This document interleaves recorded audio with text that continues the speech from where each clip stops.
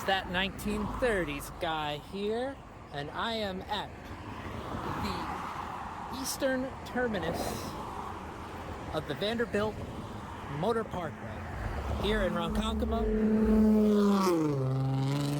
right by Lake Ronkonkoma, which is maybe, I don't know, 1,000, 2,000 feet to that direction to the east.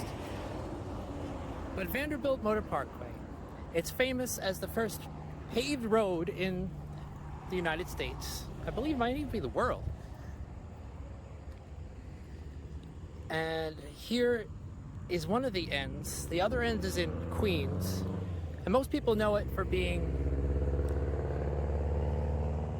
a racetrack. Vanderbilt, the story, at least I roughly thought growing up in this area, was he used it as a racetrack. And, well, it's not exactly the truth. There was actually only 2 years where he used it as a racetrack, and it didn't even make it this far. The racetrack for those 2 years, in 1909 and 1910, actually ended at Bethpage, just before the Suffolk County line in Nassau County.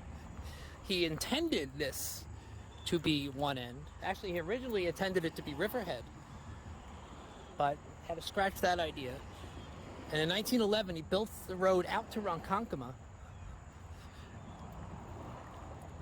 intending that to be that year's race, but it was canceled because the 1910, 2 people died. 2 mechanics, actually, that were riding on the side of one of the race cars died.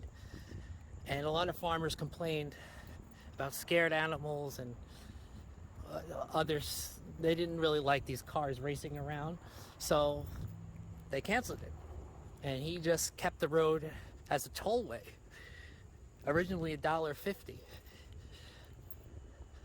And it was like that till 1938. Believe it or not. Now, who was this Vanderbilt guy? Well, he is the great-grandson of Cornelius Vanderbilt, who founded a railroad empire. Originally, he was a steamship captain, went from steamships to railroads, passed on the money through the generations.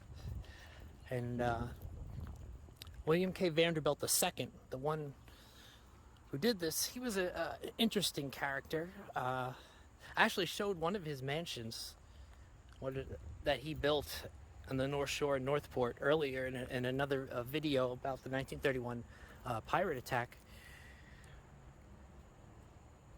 But anyway, he liked adventure. He went around the world hunting and fishing on these yachts, and he liked, when motor cars came out, he fell in love with racing them.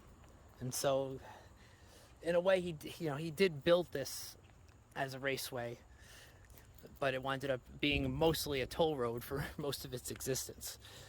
Now, you'll see there's some signs, or some say, the race started in 1904. Well, it did, but it didn't use this motor parkway that wasn't built yet. It actually just used private roads.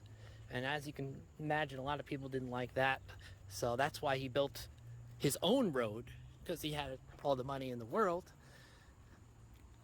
that he could use for racing. And this Vanderbilt, he was very rich, but he was not a philanthropist. Actually, he donated very little money to anything except himself. And he when he died, the only substantial amount of money he gave away to anything outside his own family and social circle was his mansion in Northport. He wrote that would be a museum, so nobody else got to live there but him and his family. And it turned into a museum, but he was an interesting character nonetheless. And today we're going to go stop by stop to every entrance and exit point along the Motor Parkway from here in Ronkonkoma in the middle of Suffolk County to Queens, off the Grand Central Parkway in Queens, where the race started Actually, the road was actually extended past that point later on. That's where we're going to start. And I'll explain that when we get there. But there was only a handful of toll locations where you can enter or exit the Motor Parkway. And then each one was a toll house that you had to pay a toll on. And so we're going to go through, going from west to east, to each one. Even though I'm at the eastern terminus now, from this point I'm going to go to the western terminus, and we're going to go west to east and visit everyone and wind up right back here.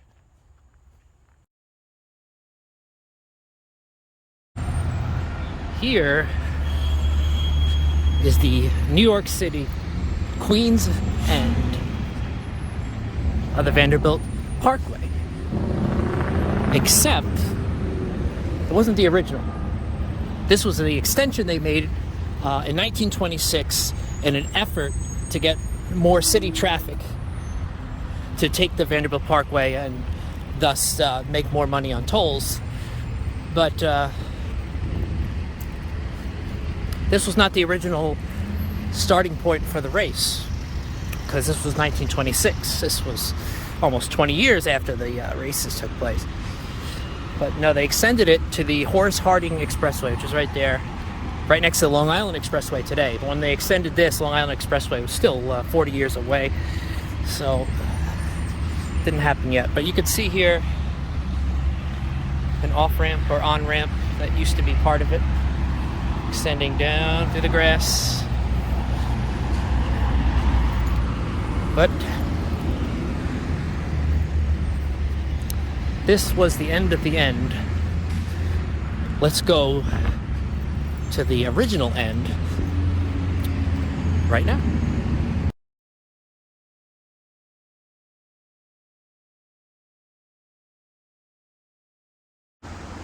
This was where the original Motor Parkway began in Queens.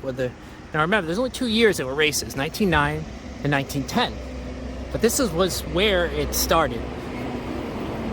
I mean, you can't really see much evidence of where the starting point was exactly, but you could see where when they turned it into a highway. Well, it was a highway. This is where the on-ramp was. And you can see all the bridges here that were originally built have dates on them. You can see there, 1924. The one just before this was 1926. We'll go up here. This was the extension they made in the 1920s, looking to the west and to the east. It looks like they're working on fixing it up. As you can see, it's a running pathway, but a biking pathway too.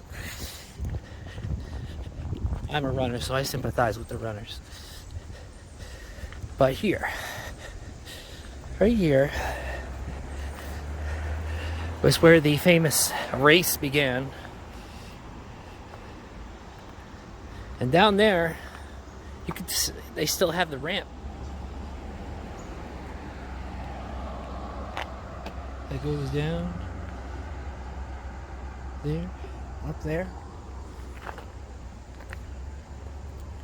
That's pretty neat.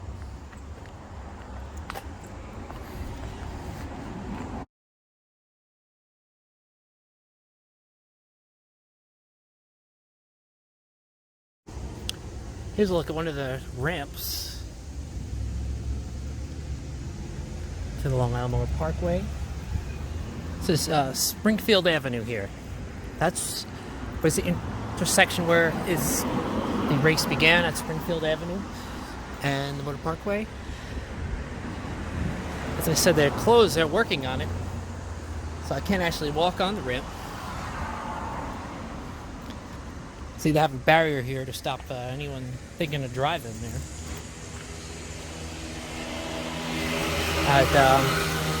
Now the original width of the road was actually only 16 feet wide. They widened it to 22 in Nassau and Queens, but they left it in Suffolk County, just 16.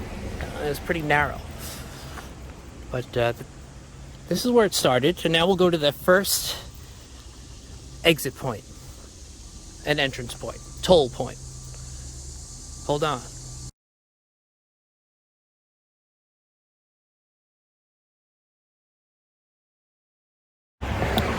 Okay, we are now at Lakeview Road in Lake Success, New York. I'm not sure if we're actually in Queens or Nassau. We're very close to the border. But right here is a remnant of the Motor Parkway, and this was the first, from going west to east, the first, or if you go to the revised lengthened one, actually the second entrance exit right here, where that truck is pulling out.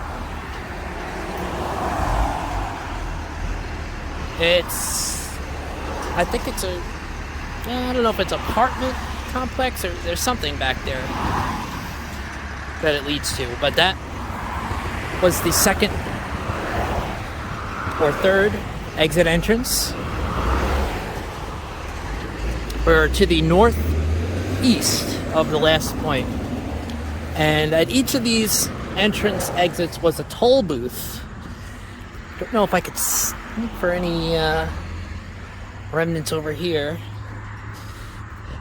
but there was a toll booth at each one, and the toll booth, they were all the same. They all had a house connected to the toll booth where the toll collector lived, so he wouldn't miss any tolls. I can't really see any evidence of where it was on this side, unfortunately, but there was a toll booth plaza here at some point. And what's interesting also about the toll booths is the tolls went down over the years. They started at $1.50 and ended at just 50 cents when it closed down in 1938. It gradually went down as other highways and roads were built. Less people needed to use it, so in order to attract people, they had to lower the toll rate. Of course, it was convenient because there was only 6 or 7 toll points, so otherwise you could just keep on driving without stopping. And it's famous for its zigzag pattern. Motor Parkway. It goes up north, it goes south, it goes north, it goes south, like a snake. But the reason for that was that he had to work around properties. When Vanderbilt was building it, he wanted to do it, even though he had millions, as economically as possible. So he tried to buy the cheapest land that he could. So it resulted in a zigzag pattern. And speaking of those toll booths, we're actually going to visit. There's one remaining. It's not in the same location it was originally, but it's close, in the Garden City, and we're going to visit toll booth, and I'll show you what they all look like, because they all look the same. It's now, I believe, the Chamber of Commerce of Garden City, but we'll see that in a little bit. Next stop is Roseland.